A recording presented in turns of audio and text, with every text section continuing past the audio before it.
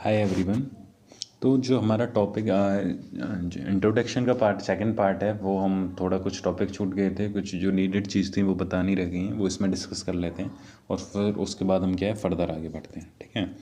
तो जो हमारा स्टील स्ट्रक्चर है, जो बनता है स्टील स्ट्रक्चर मतलब ऐसा स्ट्रक्चर जो डिफरेंट डिफरेंट स्टील के मेंबरों से बनता है और वो मेंबर आपस में कनेक्शन के थ्रू कनेक्टेड होते हैं। और वो जब उसके ऊपर लोड आता है तो वो लोड कनेक्शनों पे होते हुए एक दूसरे कनेक्शन पे एक दूसरे मेंबर पे जो कनेक्शंस होते हैं, मतलब जो वेल्डेड होते हैं बोल्टेड होते हैं, उनके थ्रू ट्रांसफ़र होता है पूरा लोड, और वो ट्रांसफ़र होने के बाद ज़मीन पे या ग्राउंड पे सेफली ट्रांसफ़र हो जाता है। तो ये हमारा स्टील स्ट्रक्चर का काम होता है, डिफरेंट डिफरेंट मेंबरों का काम होता है वो लोड जो है उसको इजीली ट्रांसफ़र कर दें कनेक्शंस के थ्रू। ठीक है। तो जो स्टील हमारी जो इसमें यूज़ होती है वो क्या होती है, वो एलॉय होती है आयरन का और कार्बन का। तो आयरन कार्बन का होने वैसे तो जो हमारे इसमें एलिमेंट यूज़ होते हैं वो जनरली अलग अलग होते हैं। जैसे हमारा क्या है, सिलिकॉन यूज़ होता है, सिलिकॉन होता है, सल्फ़र होता है, कार्बन होता है, मैग्नीज होता है। तो डिफरेंट डिफरेंट एलिमेंट हैं, इसकी अलग अलग प्रॉपर्टी है। जैसे कार्बन की प्रॉपर्टीज़ क्या है कि अगर इसकी मात्रा को मैं इंक्रीज़ करूँगा तो मेटल मेरा कैसा हो जाएगा, ब्रिटल हो जाएगा। और अगर इसकी मात्रा को मतलब जो इसकी क्वांटिटी है इसको डिक्रीज़ करूँगा तो मेटल मेरा कैसा हो जाएगा, डक्टाइल हो जाएगा। ब्रिटल मतलब वो कठोर है, उस लोड आने के बाद वो एकदम टूट जाएगा। डक्टाइल मेटल वो मेटल होता है जिस पर लोड लाएगा तो वो एक थोड़ी इलोंगेशन शो करेगा, वो खिंचाव शो करेगा, इतनी आसानी से एकदम नहीं टूटेगा झटके से। तो ब्रिटल और ये डक्टाइल मेटल होता है। तो जो कार्बन की मात्रा होती है वो घटने बढ़ने से उसकी स्ट्रेंथ पे भी असर पड़ता है, डक्टिलिटी ब्रिटलनेस पे भी असर पड़ता है। और दूसरे जो कंटेंट है, जैसे सिलिकॉन की बात करूँ या मैग्नीज की बात करूँ, सल्फ़र की बात करूँ, सल्फ़र क्या है हमारे ज़रूरी नहीं होता है, वो हमें चाहिए भी नहीं होता, पर वो ऑलरेडी प्रेजेंट होता है उसमें। तो उस वजह से क्या है, उस चीज़ को हटाने के लिए हम मैग्नीज यूज़ कर देते हैं। जैसे मैग्नीज सल्फ़र के साथ रिएक्ट करके मैग्नीज सल्फेट बना लेती है। तो सल्फेट हार्मफुल होता है स्टील के लिए, कोरोजन वाले प्रॉपर्टी जो मैंने एक बार डिस्कस कर चुका हूँ, कोरोजन हो सकता है उससे।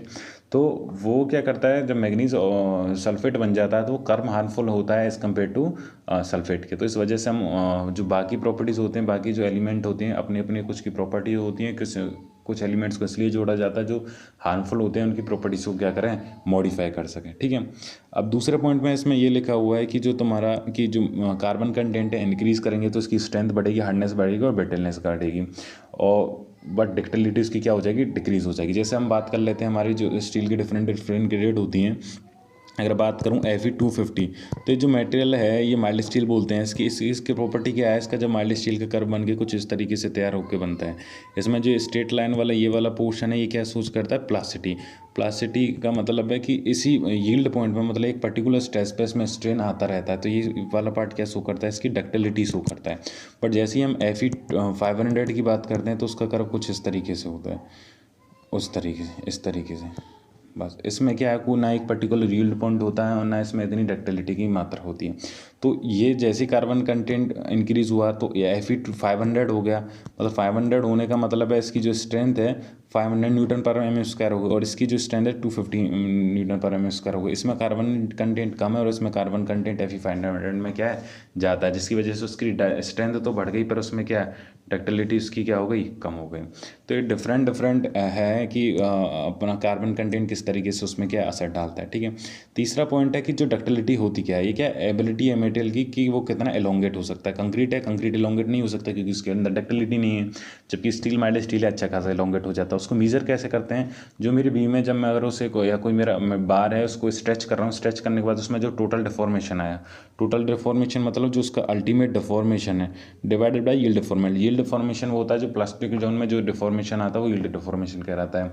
इसकी एक पर्टिकुलर वीडियो मैंने बनाई है कि माइल्ड स्टील कर्व क्या होता है, तो उसकी लिंक मैं डिस्क्रिप्शन में डाल दूंगा। माइल्ड स्टील कर्व क्या होता है और उसकी टेस्टिंग कैसे होती है, एक वीडियो है जिसमें उसके बारे में टेस्ट में भी बताया गया है, टेस्ट किस तरीके से उसमें एक्सटेंशियोमीटर क्या होता है जो स्ट्रेन को मीज़र करता है, किस तरीके से लोड आता है, लोड कैसे स्टैटिक होते हैं, लोड के आने के बाद कैसे डिफॉर्मेशन हो जाती है, उसके बाद वो कैसे क्रैक करती है, किस तरीके से ऊपर कप और कौन वाला फ्रैक्चर होता है, कैसे हमारा लो डिफ्लेक्शन का कर्व बनता है और लो डिफ्लेक्शन कर्व से स्ट्रेन का कर्व बन के तैयार होता है। तो वो पूरी डिटेल्ड एक्सप्लेनेशन है उसमें, एक बार उसको देखना तो काफ़ी तुम्हारे सोम में भी हेल्प करेगा, वो आरसीसी में भी हेल्प करेगा और स्टील में भी हेल्प करेगा।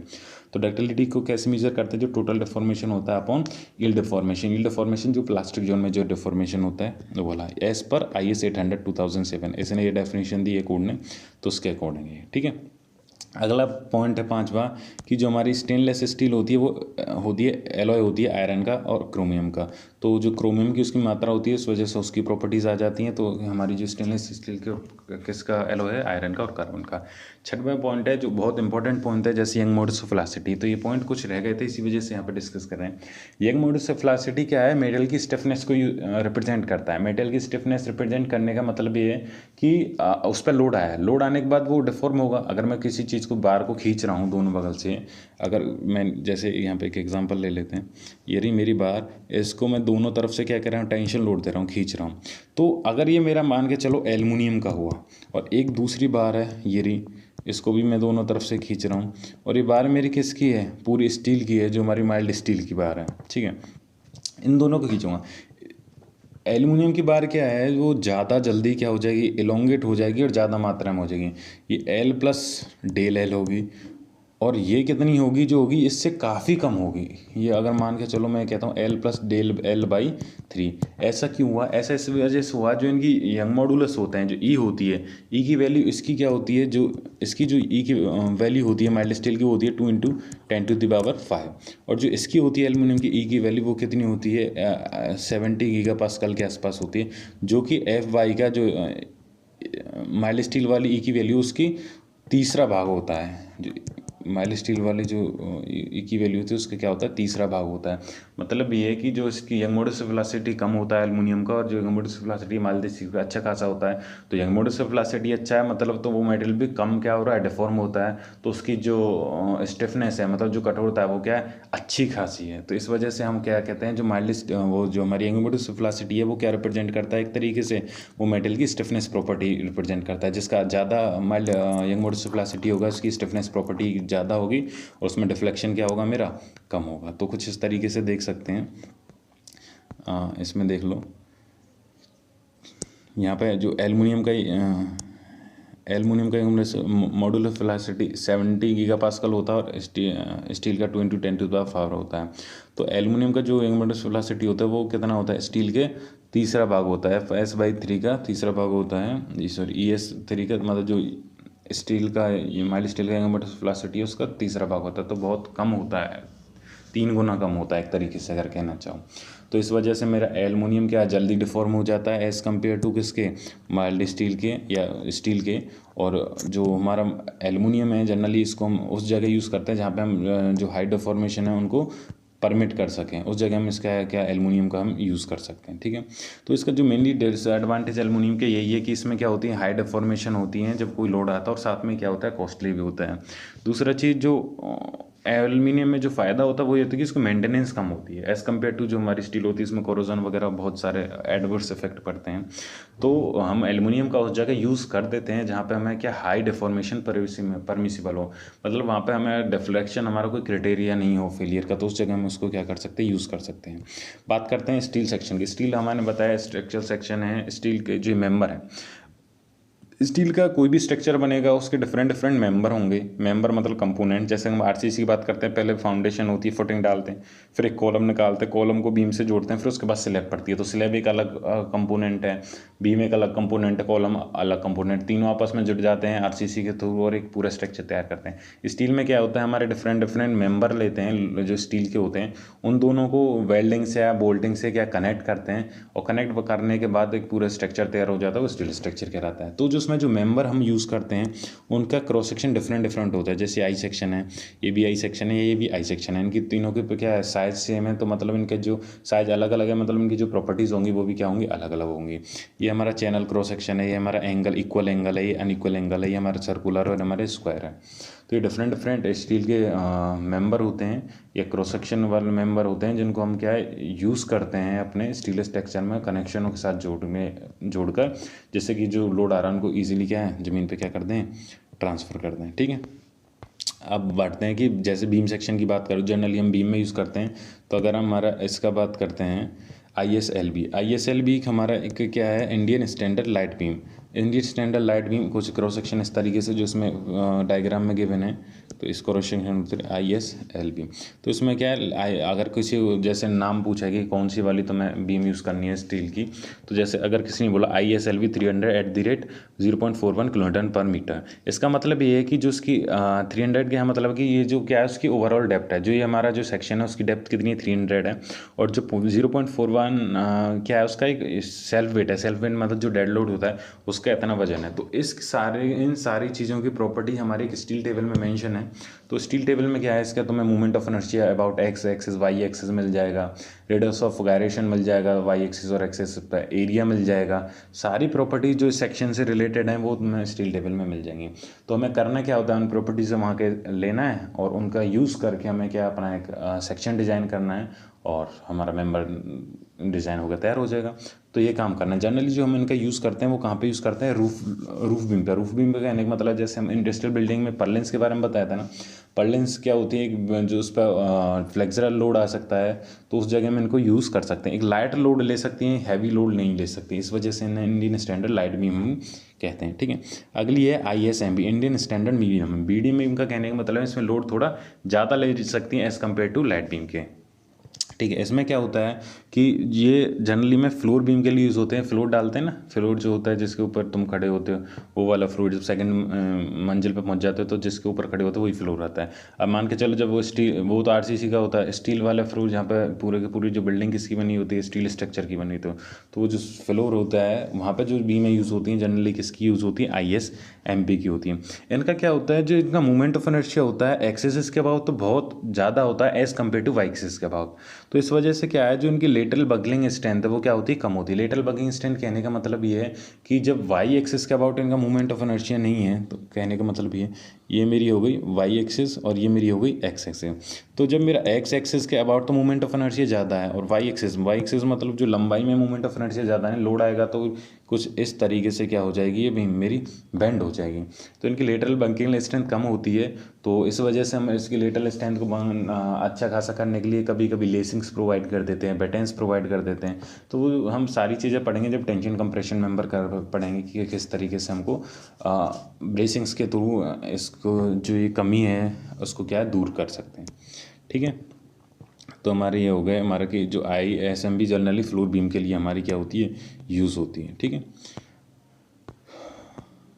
अब जैसे मैंने वैसे मेंशन किया हुआ है यहाँ पे नीचे, दिस डिसएडवांटेज में जो डिसएडवांटेज है कि लेटरल बकिंग में स्ट्रेंथ में इसकी कम होती है, वो लेटरली रिस्ट्रेनिंग करके उसको क्या कर सकते हैं, कम कर सकते हैं। They come restraining the compression flange of the beam, जो ये कंप्रेशन वाली फ्लेंज है ये वाली, इसमें मैंने एक तरीके से कंक्रीटिंग कर दी है, ये दिख रही है ये तरीके। इस पर करने के बाद इसकी जो कंप्रेशन स्ट्रेंथ बढ़ा दिया, तो कंप्रेशन बढ़ाने का मतलब जो फ्लेंज की स्ट्रेंथ को क्या कर बढ़ा दिया, तो इसकी वजह से क्या हुआ, मेरा जो वाई एक्सिस में मूवमेंट ऑफ इनर्शिया इंक्रीज हो गया। मूवमेंट ऑफ इनर्शिया क्या होता है, y²DA, मूवमेंट ऑफ इनर्शिया क्या होता है, y²DA। तो यहाँ से यहाँ तक की जो अभी तक y थी, अब वो क्या है, वो बढ़ गई। अब वो कितनी हो गई, इतनी हो गई पूरी की पूरी, ये हो गई मेरी y1। तो ये पूरी की पूरी मेरी क्या है, y बढ़ी, तो इसकी वजह से इसका y भी क्या होगा, बढ़ेगा। तो इस वजह से मूवमेंट ऑफ इनर्शिया बढ़ गया, तो उसकी जो x के कंपैरिजन में ज़्यादा हो जाएगा और बराबर हो जाएगा, तो जिस उसकी बकलिंग जो स्ट्रेंथ वो भी क्या हो गई, बढ़ गई। तो हमें रिस्ट्रेंट कर दिया, कुछ भी ऐड कर सकते हैं यहाँ पे, ऊपर प्लेट भी लगा सकते हैं मूवमेंट ऑफ इनर्शिया बढ़ाने के लिए। तो वो जिस तरीके का हमें नीडेड होगी उस तरीके से हम उसको क्या है बढ़ा सकते हैं, मतलब यूज़ कर सकते हैं different technique to improve that movement of inertia about Y axis. ठीक है, आगे बढ़ते हैं। टी सेक्शन हमारे जनरली ये गिवन है, सॉरी एक बी में तीसरा पार्ट रह गया, ISWB। WB का मतलब है wide flange beam, Indian standard wide flange beam का मतलब है जो अभी फ्लेंज क्या होता है, जो ऊपर वाला पार्ट होता है, तो ये वाला पार्ट मेरा क्या है, फ्लेंज है। अरे कहाँ गए हम, ये वाला पार्ट मेरा क्या है, फ्लेंज है, ये भी मेरा क्या है, फ्लेंज है। वाइड करने का मतलब ये है कि जो मैं इसको फ्लेंज वाले पोर्शन को ज़्यादा कर देता हूँ, जिसके कारण क्या है, इनका हाई मोमेंट ऑफ इनर्शिया हो जाता है वाई एक्सिस के अबाउट। जो लाइट बीम थी उसमें क्या कर रहा था, हम कुछ अदर प्लेट यूज़ कर रहे थे या कुछ और मेटल यूज़ कर रहे थे उसको मूवमेंट ऑफ इनर्शिया को बढ़ाने के लिए। यहाँ पर ऑलरेडी मैं फ्लेंज को ही पहले से क्या है, इसमें ज़्यादा अमाउंट ऑफ स्टील डालता हूँ, उसको वाइड कर देता हूँ, थोड़ा चौड़ा कर देता हूँ, जिससे उसका मूवमेंट ऑफ इनर्शिया बढ़ जाता है। तो movement of inertia Y axis के अबाउट बढ़ा, तो जो बकलिंग स्ट्रेंथ है उसकी क्या हो गई, हाई हो गई। तो इसका जहाँ पे हैवी लोड होता है और जहाँ पे चांसेस बकलिंग के होते हैं उस जगह मैं इसको क्या कर सकता हूँ, यूज़ कर सकता हूँ। बात करते हैं टी सेक्शन की। टी सेक्शन दो तरीके होते हैं, एक तो वाइड फ्लेंज बीम जिसमें जो इसकी फ्लेंज होती है, ये वाली फ्लेंज, जिसमें इस फ्लेंज की लंबाई छोटी अच्छी खासी होती है। लॉन्ग लेग्ड का मतलब है जो ये वाली लेग है, ये जो वेव है या स्टेम है, ये जिसमें लंबा होता है। तो उसी के बेसिस पे दो तरह की होती हैं, एक तो होती है wide flange beam ISHT Indian standard wide flange beam, दूसरा होता है ISST Indian standard long leg beam. तो दो तरह की मेरे टी सेक्शन होते हैं जिनका हम क्या कर सकते हैं, यूज़ कर सकते हैं। ठीक है, आगे बढ़ते हैं। तीसरा बात करते हैं, तीसरा है हमारा एंगल सेक्शन। एंगल सेक्शन का जो जनरली हमारा यूज़ कहाँ पर पर्लिन्स में यूज़ होते हैं या गेट्स में यूज़ होते हैं। पर्लिन्स क्या होती हैं, वो जब हम इंडस्ट्रियल बिल्डिंग बनाते हैं तो जो रूफ छत को कवर करने के लिए हम उससे पहले ट्रस होता है, राफ्टर होता है, उसके ऊपर क्या होता है, पर्लिन्स होती है। पर्लिन्स को हम सेग रोड से जोड़ देते हैं। तो जो 3D overview of steel structure का जो इसमें वीडियो बनाई है ना, जिसमें एक बिल्डिंग किस तरीके से या कोई इंडस्ट्रियल बिल्डिंग किस तरीके से बन के तैयार हो रही है, तो उसकी पूरी वीडियो है उसमें 3D ओवरव्यू स्टील स्ट्रक्चर। तो उसमें मैंने बताया पर्लिन्स क्या है, तो वहाँ जाके देखो, पर्लिन्स के बारे में समझ में आएगा, पूरा डिटेल में समझ में आ जाए। तो उस जगह हम एंगल सेक्शन का यूज़ कर सकते हैं। वहाँ पे चैनल सेक्शन का यूज़ करके दिखाया था किस तरीके से कर रहे हैं, तो वहाँ पे हम पर्लिन्स की जगह क्या है, एंगल सेक्शन जनरली यूज़ कर सकते हैं। तो दैट्स ओके, अच्छा रहता है। एंगल हमारे दो तरह के होते हैं, एक तो होते हैं इक्वल एंगल होते हैं, एक होते हैं अनइक्वल। इक्वल एंगल में क्या होता है, दोनों लेग होती हैं, ये वाली लेग और ये वाली लेग, उन दोनों की लंबाई क्या होती है, बराबर होती है। जैसे यहाँ पे भी 100 है और यहाँ पे भी क्या है, मेरा 100 है, और इसकी जो थिकनेस है वो कितनी है, 10 है। तो ये होती है हमारी इक्वल एंगल। अनइक्वल एंगल क्या होते हैं, जिसकी एक क्या लंबाई अलग हो, जैसे यहाँ पे 150 है, और दूसरी लंबाई क्या हो, 100, जैसे यहाँ पे 100। तो इक्वल और अनइक्वल दोनों अलग अलग तरह के क्या होते हैं, एंगल होते हैं। तीसरा सेक्शन होता है हमारा चैनल सेक्शन, जैसे ISSC।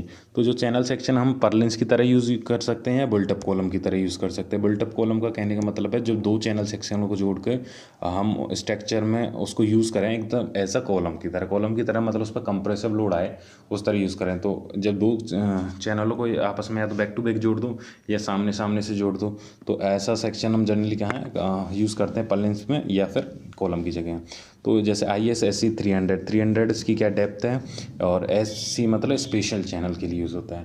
तो यहाँ पर 2 चैनल गिवन है, इन्हें किस तरीके से भी जोड़ सकते हैं। तीसरी बात आती है फ्लैट्स। फ्लैट्स होती हैं जनरली स्टिफनेस प्रोवाइड करने के लिए यूज़ होती हैं, या तो लेसिंग के फॉर्म में प्रोवाइड करते हैं, बटन्स के फॉर्म में प्रोवाइड करते हैं। तो जो टेंशन कंप्रेशन मेंबर जब हम डिस्कस करेंगे तो उसमें इन्हें फर्दर डिस्कशन कर लेंगे क्या है। तो इसका जैसे कि है, थोड़ा जूम कर लेते हैं।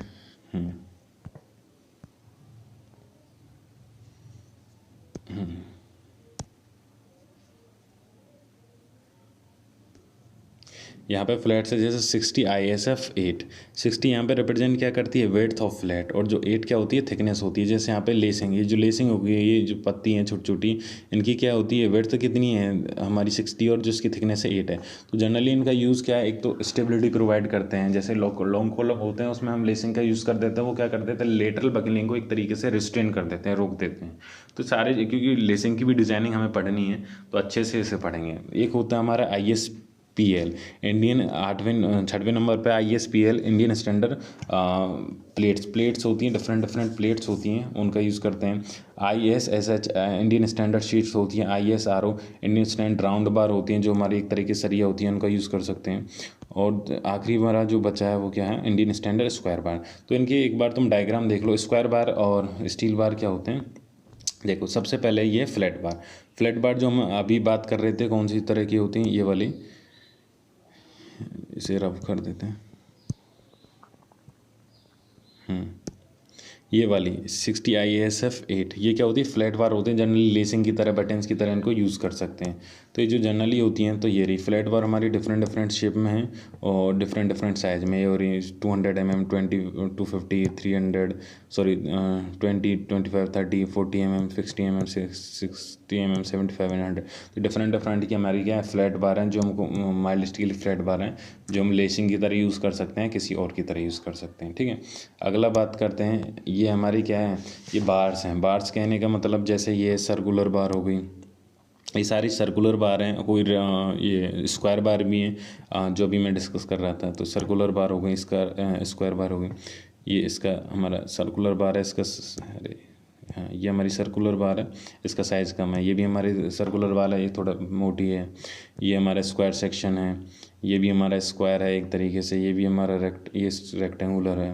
तो डिफरेंट डिफरेंट हमारे क्या हैं बार्स हैं, और क्या है हमारे स्क्वायर सेक्शन है जिनको हम यूज़ करते हैं। ठीक है, आगे बढ़ते हैं। ये हमारी शीट्स हैं, जो शीट्स हमारी यूज़ होती हैं। तो ये डिफरेंट डिफरेंट हमारे सेक्शन होते हैं। तो किस तरीके से उनको मतलब मेंबर्स होते हैं, ये क्या है प्रॉपर्टी को मॉडिफाई करने के लिए यूज़ होते हैं। जैसे लेसिंग का काम मैंने बताया, बकलिंग को रोकने के लिए। बटन्स का काम भी एक तरीके से यही है। और तो डिफरेंट डिफरेंट है। सीट्स का हम गसेट प्लेट भी यूज़ करते हैं, तो वो सीट्स की होती हैं। तो अलग अलग प्रॉपर्टी अलग अलग होती है। ये जो इंट्रोडक्शन का पार्ट था ये थोड़ा रह गया था, तो इस वजह से मैंने यहाँ पे डिस्कस कर दिया है। एक इसके बाद अब हमें जो एक चीज़ पढ़नी है वो डिज़ाइन फ़िलोसॉफ़ीज़ पढ़नी है। फ़िलोसॉफ़ीज़ का मतलब ये कि हम कोई भी जो स्ट्रक्चर डिज़ाइन कर रहे हैं, वो हमारे पास डिज़ाइन करने के 3 मेथड हैं: limit state, plastic state method और वर्किंग स्ट्रेस मेथड। तीनों मेथड की अपनी अपनी अलग प्रॉपर्टी है। तो उस चीज़ को मैं अभी एक शॉर्ट वीडियो बनाऊंगा इसके ऊपर कि किस तरीके से करते हैं, और उसके बाद फिर हमारा कनेक्शन के लिए पढ़ते हैं, कनेक्शन के बारे में।